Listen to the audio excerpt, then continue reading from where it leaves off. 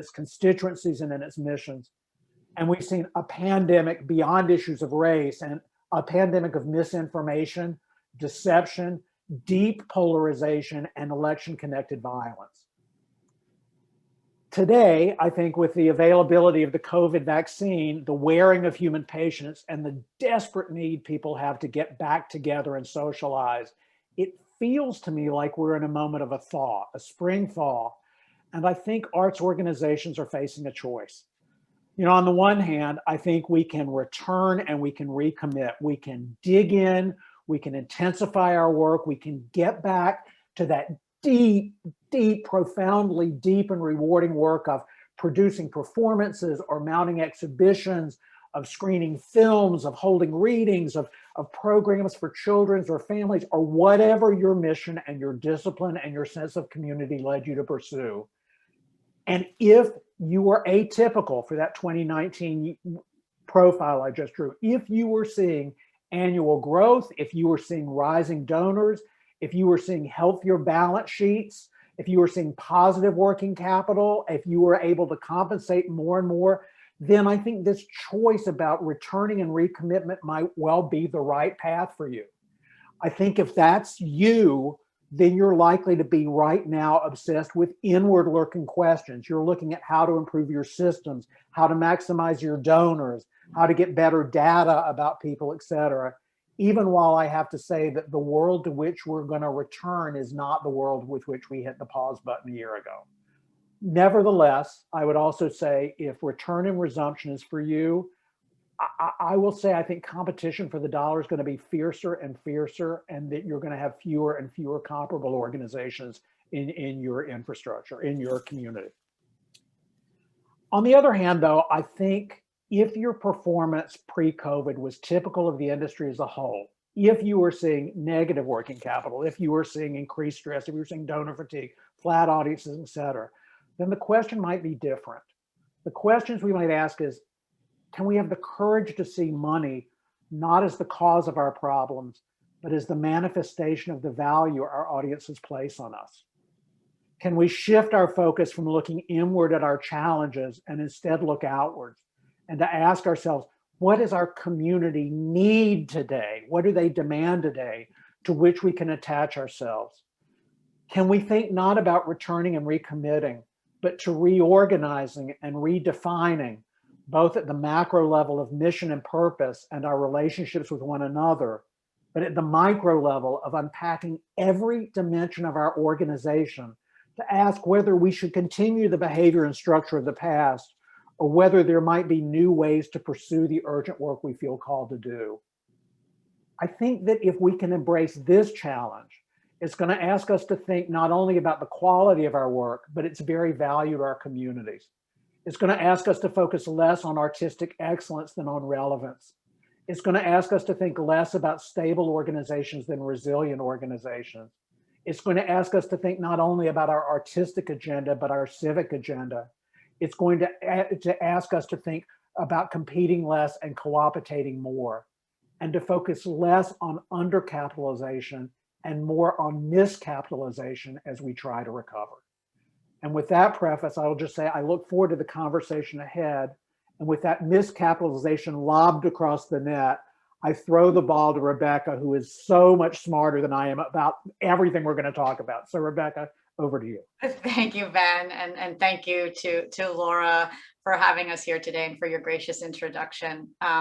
There's no one who speaks more eloquently and boldly about the need for adaptation and innovation in the sector than Ben. 15 years ago, I had the opportunity to partner with him on the implementation of a program that helped 10 performing arts organizations adapt their programming and their financial models going into and coming out of the last Great Recession. And one of the things that really stuck with me then, and still does today, was the need for arts organizations to search for a different set of answers to challenges for which we don't yet have obvious solutions. To survive and to again thrive amidst all this uncertainty, right? Cultural organizations must build the adaptive capacities as well as the financial capacities that support them moving into this new future. The lens I'm going to bring today to this conversation will be more financial, right? As Ben said, that's where I focus my consulting practice. But what are the financial issues that you, as cultural organizations in Greensboro, need to be thinking about in this moment? What are the business skills that you need as you approach and manage change in a difficult and uncertain environment? And what does it mean to be financially resilient? I just want to give some context about the financial health of the field as we headed into the pandemic period. You know, the sector has always been under-resourced. The way that money flows to mission has always been inequitable. And the pandemic, in many ways, alongside with this movement for racial justice, has simply put a spotlight on twin crises that have persisted for many, many decades. We looked at pre-pandemic data for over 1,000 cultural organizations, including 300 BIPOC groups.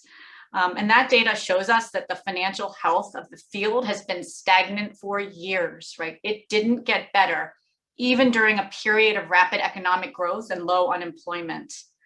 Over the 3 years that led up to the pandemic, liquidity levels stayed the same for many organizations, and they got worse for almost 50% of the sector. Interestingly, small organizations and organizations of color fared a little bit better. And we hypothesize that that is not because they are healthier, but because they have had to underinvest in critical people and infrastructure, as Ben alluded to, right? The over-reliance on sweat equity, on inequitable pay, on a lack of critical functions, right, has helped smaller organizations survive a little bit better, but do so at great cost to their institutions. So, you know, the data hasn't changed much over the years. And what's really different today is that so many of you have a blank slate, right? After the cessation of so much programming and the furloughing of so many people, you have an opportunity to build back new and to build back smarter by developing artistic models, doing all the things that Ben just spoke to, that are supported by more flexible financial models and more disciplined financial management. And I just think that most organizations aren't going to have a choice about this in the coming year.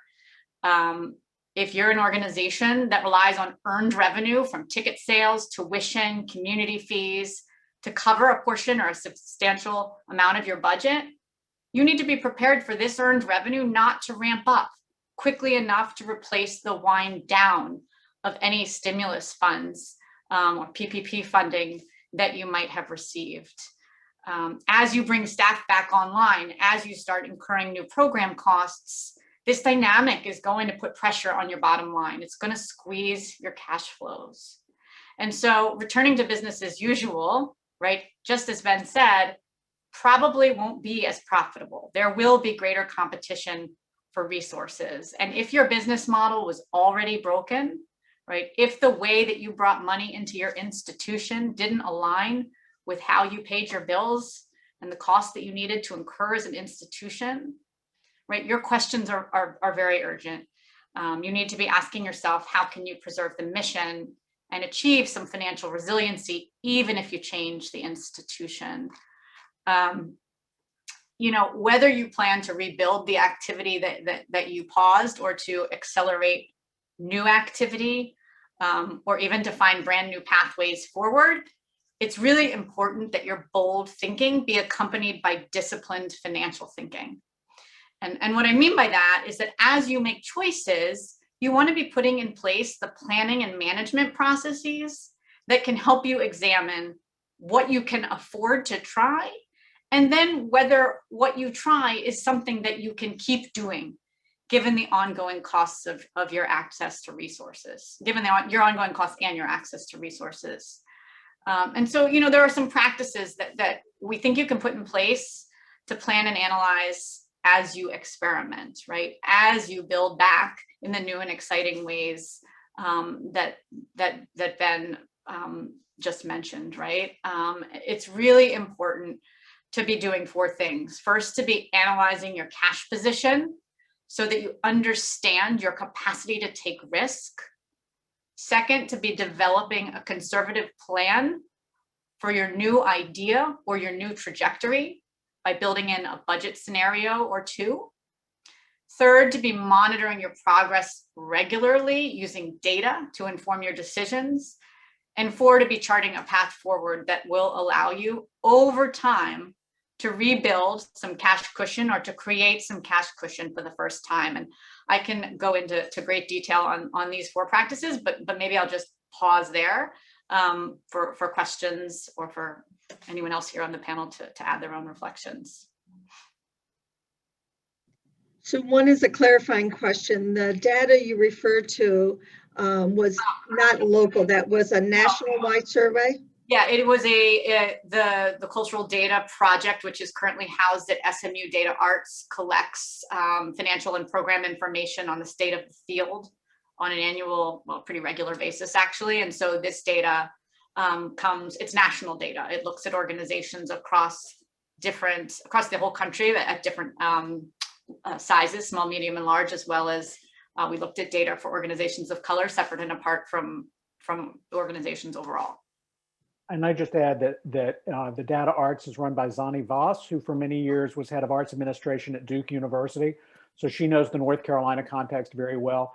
What they do that's so fantastic is they don't really do additional new research.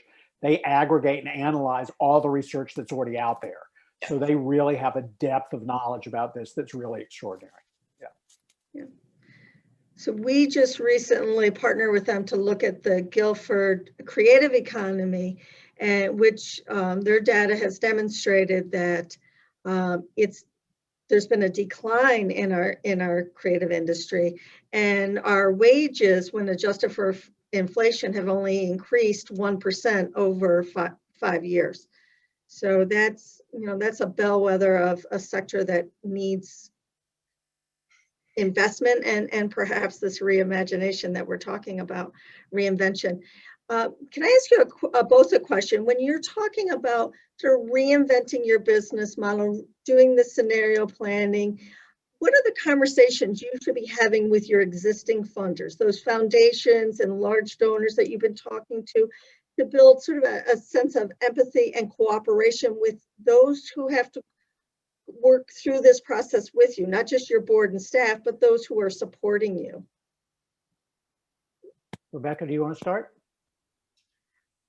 I always encourage my clients to lead with their mission and their strategy when they're talking to their donors, because I think that mostly donors give to ideas and inspiration and direction more than balance sheets, right?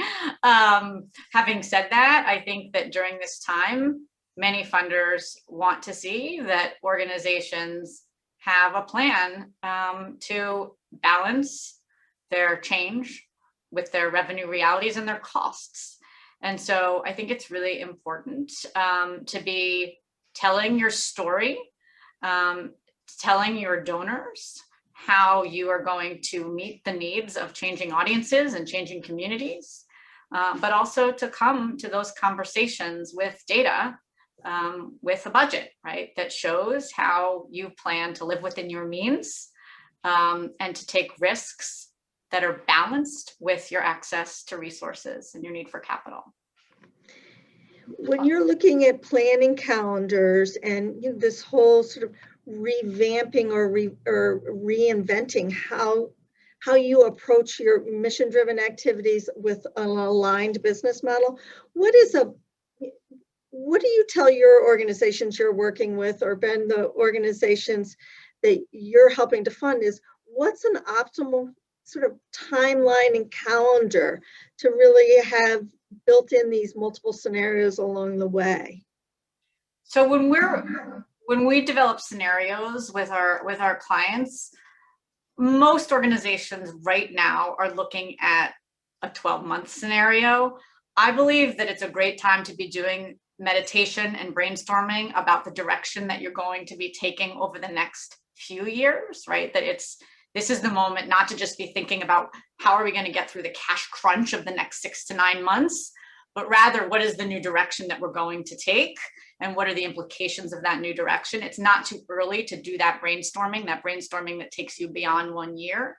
But when it comes to quantifying right? When it really comes to quantifying your strategy and laying it out in a budget format, most smaller organizations can really only handle 1 year. And so we're encouraging organizations to develop 2 scenarios for the next 12 months, the next 18 months, if you can look out that far, right? Both scenarios conservative, but one scenario that looks at perhaps what it might mean to emerge radically different, and another where you could sort of ramp back up more conservatively. It's important to think of 2 meaningfully different scenarios, both conservative, and then to consider how you will pace or phase your recovery and your new initiatives in each, depending on how revenue returns. So yes, brainstorm for the long term by all means, right? Your trajectory is not just the current budget year, but if it's too much for your organization to plan out more than 1 year in financial terms, think about just doing 2 scenarios for the budget year that look at 2 alternative pathways. You know, if I can just add, you know, and this is going to actually go back to your prior question a little bit too. I think the question isn't just about how you speak to your current donors. I mean, if you're in financial distress, your current donors haven't been adequate to the cause even before we all entered this. The real question is, how do you speak to people beyond your current donors? And I would also recognize that in charitable giving, typically 80 cents out of the contributed dollar comes from an individual, not from a foundation or the government or a corporation. Foundations, government, corporations split 20 cents out of every dollar that's given to a charitable cause. So the real question is, how do you talk about this to your larger community? You know, I had a good friend, a woman named Martha Levy, who ran Steppenwolf Theater for years, and she went into a strategic planning moment where she was really excited by this issue of good to great. And if you don't know a volume called Good to Great in the Charitable Sector, the real question that she went in with the board is, she went in and she said, look, what would greatness look like for us? What would greatness mean? And to whom would that map? Who would care about that other than us? And for a year and a half, that board and that staff wrestled with that question, and they came out on the other side with this vision that Steppenwolf Theater was going to be the equivalent of the public square in Athens, in ancient Athens, where people came together to debate and share important ideas. And they believed that if they did that, Chicago would be a more animated, more inclusive, less violent, more racially, well, inclusive, I hate the word, but more racially equitable community. And that board was on fire because they didn't see their job as supporting theater. They saw their job as being champions for change for the health of Chicago that they could accomplish through the theater. I think part of what this moment demands is people that haven't given to the arts historically are every bit as taxed as your arts donors are. Their sectors are in deep distress. They need to understand, what is it you are trying to accomplish for the health of Greensboro that you can, or Winston-Salem or High Point, that you can uniquely do through the arts. It's that vision that is the basis for a positive conversation forward. And it's not only the basis of a conversation, it's that basis that if you proclaim it, if you put it on the walls of your theater or your arts gallery, if you share it in your programs, if you help people understand that's what you exist to do, that opens a conversation in an entirely different way. You know, I think what Rebecca also means by budgeting conservatively, I hear, and I take responsibility for this as a donor, as a funder, is I think we have to move past the period where we ask people to project balanced budgets. Balanced budgets are inherently lost budgets because they're not keeping up with inflation.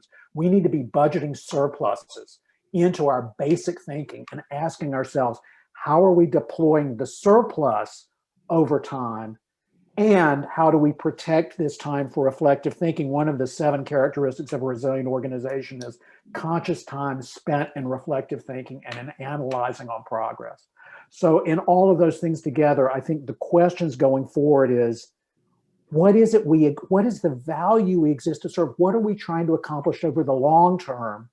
And within the next year, how can we begin to close that distance between where we hope to be and where we are today? So it's incremental progress, but you can't go there if you're just focused on, how do I grow the budget 2%? How do I grow? You have to ask yourself, what does greatness look like for us and for Greensboro? I completely agree. And I see that there's a question in the chat about sort of, what do you mean by conservative scenarios or too conservative scenarios? And I just want to clarify, I do not mean that your ideas should be should be conservative, that your journey should be conservative. What we're talking about is that you need to be conservative about the ability of your audience to just to pay for what you do, the ability of your organization to cultivate new donors, and the timeline over which that might happen, so that as you ramp up, you're calibrating, right, your return, your change, your expansion, whatever it may be, to access to resources and building in that surplus budget, right? No more budgeting to zero, even in challenging times, really critical to set a goal, even if it's a small goal, right? Let's say you have 2 weeks of cash on hand right now. Maybe you need 5 years to get to 3 months of liquidity. How much do you need to set aside each year in small increments so that over time you have that cash? And the reason for rebuilding cash, right? The reason for accumulating liquid assets is so that you can take risk, so that you can adapt as an organization, so that you can manage the next rainy day, so that we're not back in this starvation cycle where we can't pay people a living wage, right? And we can't think beyond the next 3 to 6 months. I'm going to ask 2 questions about, well, one question related to earned revenue and scenario planning, and then Walker asked a question about public support for the arts. But we've just had a year of arts organizations, for the most part, leaning in and providing content for free. Yeah. Now we have to sort of figure out where our audience is in terms of their willingness to come back into a physical space, as well as still offering virtual experiences for those who are uncomfortable. And now have we, in essence, driven down the price point and sort of the value proposition because we've been doing things for free? How do we sort of get through? We need to now make earned revenue.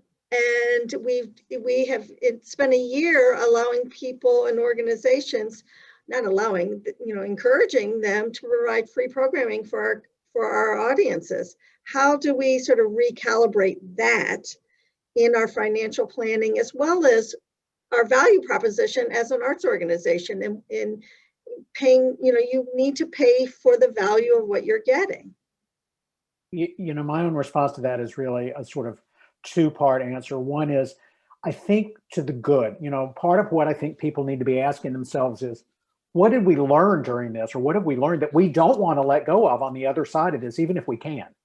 And, one of the things that I think we've discovered in this is, after far too long about being impervious to the different ways in which people receive information, we've had to go into virtual space in a way that we never did before. And that is an overdue entry into a way that people receive information and learn and interact, that it's not going to be an either or going forward. It's going to be a both and I say that aware that nobody has figured out how to monetize that in a significant way. So it's not the pot of gold at the end of the rainbow. But I'm also struck by, there was a study done about what's called public will building, around why people who aren't in the arts might be committed to the arts. And there were 3 things they found that were really powerful to me in that. And the second one of those, if you're interested in the other 2, I'll be happy to go back. But the second one of those was, the primary value people place on the arts is social. That the arts invite me to connect more deeply to other people. And that basically, one of the things I think we've been really not cognizant about is the value people place on direct social interaction. When you're paying to go back, you're paying not for the product you could get online. You are paying for the social encounter you cannot get online. And when you think about that in terms of just even both how we market, first of all, we've typically, people have often said, when are we going to have the Got Milk campaign for the arts? That's what we need. Part of what I've always thought about the Got Milk campaign is part of the reason that has succeeded the way it does is it doesn't focus on the people who milk the cows and gather the milk. It focuses on the people who consume the milk. And when we market the arts, we focus on ourselves. We don't focus on those images of couples that go in together to see families leaping out of their seats to cheer, a couple nestling in. The social is a portal that if we can emphasize the social dimension of what we do, it will invite people in who may have been insensitive or who believe that they had no possible interaction with us. So I think part of the answer to this is shifting our attention to be cognizant that what we're offering is a social encounter that you can't get anywhere other than by coming to us, even while you can continue to get the product virtually and online. Rebecca, I don't know if that makes sense to you. That's beautiful. I don't have too much to add. I think that the virtual piece of what you do or what you've started to do will be part of your business as usual. I am skeptical, right, about the ability of organizations to monetize that. You hear stories of the Met and how they're, by putting their operas online, they've been able to incredibly expand their earned revenue.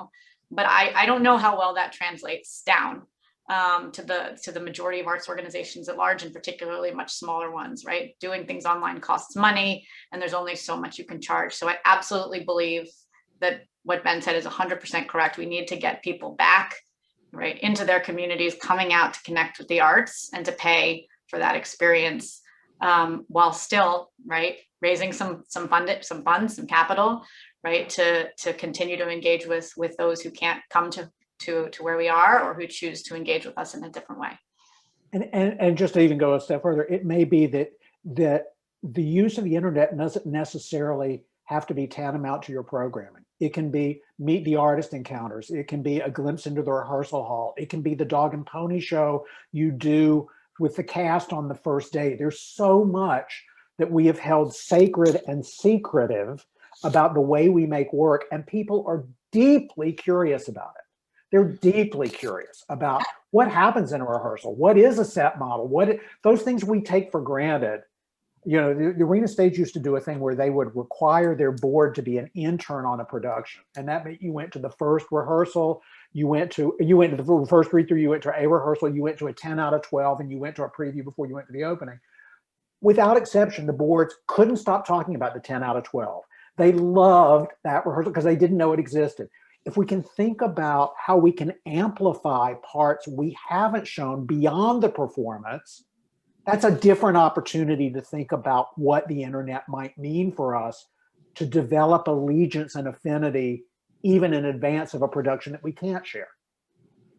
I think that's a great point. I actually just attended an event like that for a client in Pittsburgh, a very small dance organization. And they had just moved into a new, larger leased space, and they made it an opportunity for us to all get to know their space. Like, we learned where they eat their lunch, right? And then we did like an improvisation activity in the kitchen virtually. And they took us around the facility, and in each room there was a new interactive activity, and it was welcoming of people of all ages. And it was really different, and it was really fun. And then at the end, they put on a little show, which wasn't, right? I mean, that wasn't as, quite frankly, as exciting as the experience that was so different and organic that took place by them just saying, this is our space, it's messy, and we want to show it to you, have some fun in the process. So I'm going to pivot a little bit back to what Walker Sanders has actually been asking for years around public investment in the art. I mean, we said at the start of your talking points, Rebecca, is the arts really didn't recover from the Great Recession and have been fragile for decades. But if we value arts as a community, have you seen successful models where there is public support or revenue stream for the arts, or the ownership of facilities? And what are the underlying issues when there is so it's sort of like the Pittsburgh Cultural Trust owning facilities, and then the whole inclusion and equity question around who has access then? So public, revenue stream, and then access when it's ownership of facilities by a trust of some sort. I don't have much. Well, I'll share two things about public. Of course, the public model begins with political advocacy. Political advocacy is the ability to speak to where your audience is listening from. You know, with all due respect, legislators typically care less about theater productions, choir productions, and art exhibition than they do about employment. And when you look at typically the agenda for Americans for the Arts, it's around the arts stimulate a vibrant economy. And so the arts typically have hung their hats on either the nail of increased educational achievement for children or economic vitality for a local community. And I think those are still great arguments. Here in Minnesota, we have what's called the Legacy Fund, and I'll give you the clean and the ugly about it. The Legacy Fund comes up for renewal soon, and people are concerned about it, but it began as a coalition between clean water and wildlife, and clean air, clean water and wildlife, and the arts. Or what are the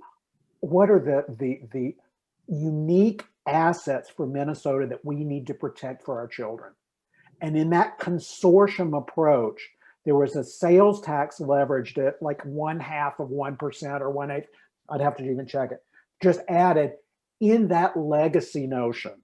And that is going to produce more than $2 billion for the arts over about a 10 to 20 year period here in Minnesota. So it's been around a coalition that's got a bigger vision than just this is why you need to protect the arts. The ugly side of this was early polls really said, if this is perceived as an arts initiative, it will fail. And so those of you in the arts need to sit quietly on the sidelines and not pipe up and let the environmental side carry this, because you're going to benefit from it. But if it's an arts perceived agenda, it will not pass. So again, it was an example of very clear lobbying, very clear research, and very clear coordinated action. But it has been hugely impactful for artists and arts organizations in Minnesota because it's a Minnesota sales tax. Typically as well, San Francisco for many years has had a hotel tax dedicated to the arts. So there are a lot of not just Arts Council subsidies, there are tax incremental initiatives that have benefited the arts with effective lobbying and vision about what that would mean for people. Yeah, and I can add that in Detroit, right, there's a millage payout based on property tax assessment, which is benefiting arts organizations. I think historically it's benefited more of the large organizations, and that's, I think, a challenge that many of these public, assessments are trying to balance, right? Which is that how do you make sure the distribution is more equitable and that it doesn't just fall and flow over to the major anchor institutions within each community.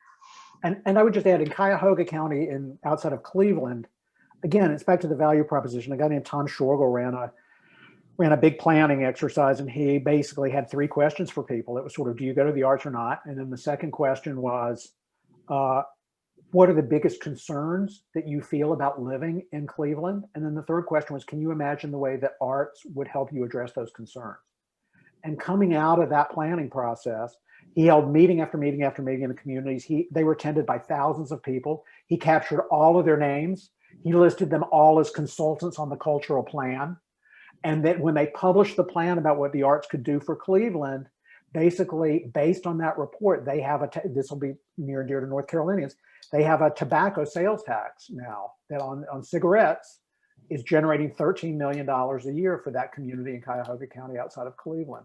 So again, there's that. To the issue about the large performing arts organizations and cultural districts, I think the question is really an interesting one about if we're thinking again in terms of this co-opetition, what are the unique things we can all do to promote mutual health?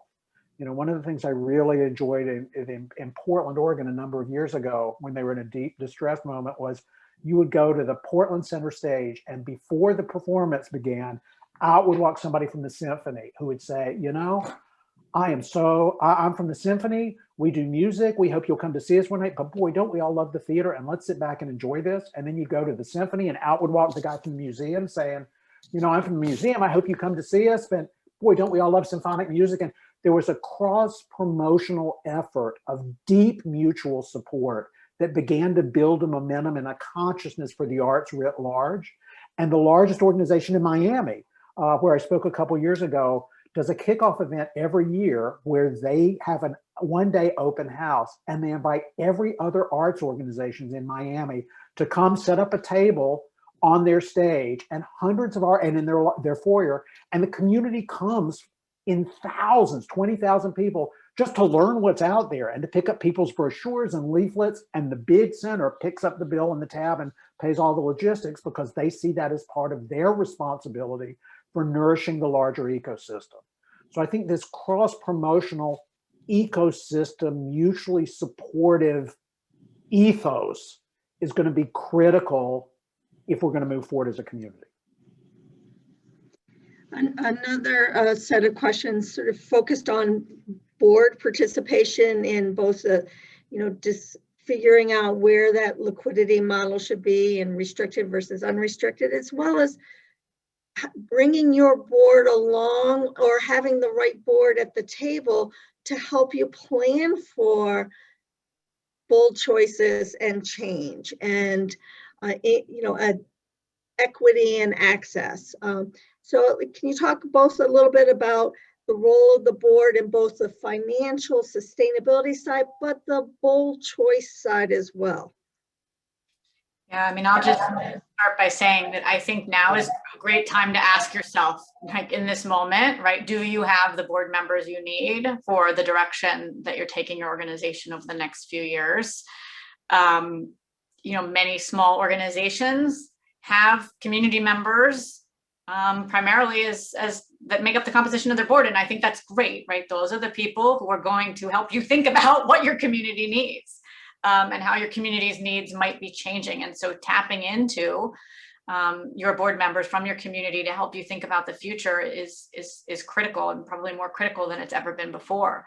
I think another question, right, is how do you make sure that you're building on your board of directors some of the sort of strategic thinking and financial strategy development skills that you're going to need to carry you into the future. And I think it's really critical that you have board members who not only are full of great ideas, who not only have perspective on community needs, but also board members that can help you oversee your finances, right? Steward your financial resources, and make balanced choices that consider the need to gradually over time become more fiscally stable and resilient, at the same time that you're implementing, trying new experiments and implementing the ones that work. So it's absolutely a great time to ask yourself, do you have these members on your board, and to engage them regularly? I mean, during this moment, many organizations I work are meeting with their boards, bi-weekly or monthly, because things are changing so fast. And keeping on top of access to cash and deployment of cash, even as you experiment and figure out what works and what doesn't, is really important at this time. So finding board members who are really going to step up and see themselves as partners, idea makers, and fiscal stewards. I'll just add, this is like one of my favorite topics. I could do like 3 hours on this alone. So you can call me on the phone. And I'll just say 3 things very briefly. Number one is, I think we have to recognize that a board's job is not oversight. That's part of the board's job. The board's job is oversight and foresight and insight. And the more you can attract a board based on foresight and insight, the more dynamic they will be, the more generous they'll be, and the more progress you will make. That's number one. The second thing I would say is, I think that we need to recruit boards based on our core values. We haven't talked about core values yet, but it's what are the things you exist to do? What are the hard ethical choices you want to make? And where I've seen organizations fall into deep distress, it's frankly been because everybody knows what the mission is, and there is wild disagreement about what the values of the organization are. And I think if you recruit based on values, you'll have a synergy in the board that's very different than if you recruit for function alone and oversight. And the third thing I would say is, I think effective recruiting the board, if you think about the maximum time frame for your board, and for some people that's 6 years, 2 3-year terms, maybe the interesting question in identifying board members is not what are the problems we're facing today. Maybe the question to ask is, What do we want our organization to look like in 6 years? And who do we get in the room now to call that into being? Because if we're recruiting people now based on where we want to be in 6 years, we will get there. If we're recruiting people to our boards now based on the problems we have today, the progress will be incremental, if at all. And so, again, that's just three sort of very bulleted points about how differently to think about board composition and board recruitment. So if someone has a question that I have not sort of captured in reading through your chats, raise your hand and I'll unmute you so you could ask the question directly. Can I just say one thing, because I'm seeing in the thing about cross promotion, I'm a big believer in curtain speeches. Look, and in North Carolina, I grew up in the church, First Presbyterian Church. We had sermons, you know, the whole thing in the church service about pass the peace and turn to somebody you've never met and say hello. If people's experience in the arts is social, and again, not only because of that one survey, we know that the biggest reason people go to the arts is because someone asked them, and the biggest reason they stay home is because there's nobody to go to. One of the best ways we can do cross promotion is simply bring back the curtain speech. You know, especially coming back after this hiatus, people want to see your leaders and they want to hear that live voice, and just put them in front and just give other people their due. That's all. All right. I don't see any hands being held up. I don't really know how to tell, but it doesn't look like I have any hands. This is my first webinar managing it on this side. So, Laura, I think you reworded my question more. Somebody asked a question. Oh, never mind. I think I asked the question that they wanted answered. So if you wanted to give us any parting words of wisdom in a community of, you know, we're the third largest city in the state of North Carolina. The county has over 500,000 people, citizens living in it. We're not a small community. You know, what can we do to make this lasting impact, both on our community, a stronger, more vibrant art scene, and address equity and inclusion in a meaningful way? And we could start all over, but you have like just a couple minutes. Those three things we should think about. Go ahead, Ben. Well, I mean, I'll just start by saying, you know, that I mentioned before that study that said basically people's value on the arts is social. The other two parts of that I didn't say were, number one, the first finding was the way we talk about the arts is deeply alienating to our communities. That when we use the word art or opera or whatever, people go, oh yeah, that's what those people over there do. Oh yeah, symphonies, that's those people over there. When we talk about creativity, when we talk about expression, people think, oh wait, I do that, I'm creative. Oh, they do that. The creativity and expressive landscape is a continuum that binds us together. Traditional art speak is a chasm that we may never be able to cross. So one issue is, can we be really deeply diligent in monitoring how we talk about ourselves? The second, of course, is the social. The third thing, though, that I thought was profoundly important was the people who care most about the arts in that study were people under 40 and BIPOC people. The world we are becoming, not the world we have been. And if I roll those things up together and say, if we can think about being very deeply values clear and being transparent about those things, you know, if we say we're an important small business, that means we don't want to walk into the lobby and see the headshots of the 4 actors. We want to see the 87 people it took to bring tonight's performance there. Every box office person, every board member, every custodian, if you're going to say you're a small business, you show that to me. If you say you believe in these things, you show that to me. It's how do we live our values at every moment? So I would say values exploration, courage and reframing and restructuring, and transparency as we move forward with our communities. And maybe just the only thing I'll add is the value of small experiments, right? The value of saying to yourself, right, that you don't have to get it right the first time, and that there's a lot that we don't know. And there's just a lot of value in trying, collecting data and trying again. When I was thinking about this talk today, I was also reading an article about the Mars helicopter Ingenuity, which was the first motorized vehicle ever to fly on another planet. This was very exciting for my 7-year-old.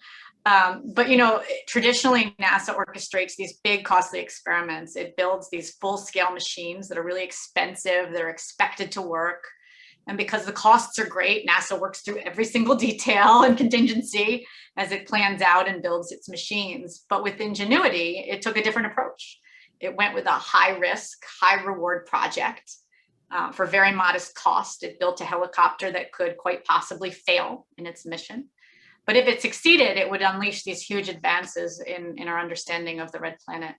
And last week, it hovered above Mars for 30 seconds. So, you know, in this scientific achievement, I do see lessons for the arts. I think that if the economics of your experiments can be made to work, and if failure is an acceptable option, then you have little to lose and a whole lot to gain. So one person did ask a question. We have 2 minutes left, so respecting everybody's time. Go ahead. It's okay. You're going to hear a feature from our son, Isaiah. So I apologize in advance, or thank you for your patience, rather. So my question is, would the flexible options yielding positive financial growth include the co-opetition of BIPOC people? If so, what would that look like today and going forward? I think it has to include BIPOC people. I don't think there's any question. And I mean, it has to. If we're not serious about totally rethinking the community model around principles of anti-racism and historic inequity, then there isn't going to be a future for the community. I don't even think that's a choice. I think that the real question that you're going to see already, and that you are seeing, is the formally organized philanthropic sector is significantly reorienting itself already to prioritize redressing historic inequities. You know, the Ford Foundation's pledged $1 billion. The vast majority of that is to BIPOC organizations, you know, and that's typical. So I think there's a real fundamental shift in organized philanthropy and rethinking that model. But I think, to your question, I think it's the essential growth component that funders at least are focused on in this moment.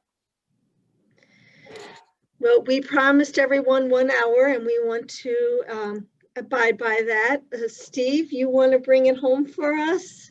Sure. Rebecca, Ben, we are inspired. We are challenged. Frankly, I'm a little bit terrified, and I'm glad of it. Thank you so much for the wisdom and everything you've shared with us today. Laura, Arts Greensboro, thank you for leading this conversation. And just a reminder, this is the beginning of a conversation. We ask you to keep on the lookout for more. And in fact, coming up later this spring is 12 Steps to Successful Grant Writing, co-sponsored with Arts Greensboro and the Guilford Nonprofit Consortium. So be on the lookout for it.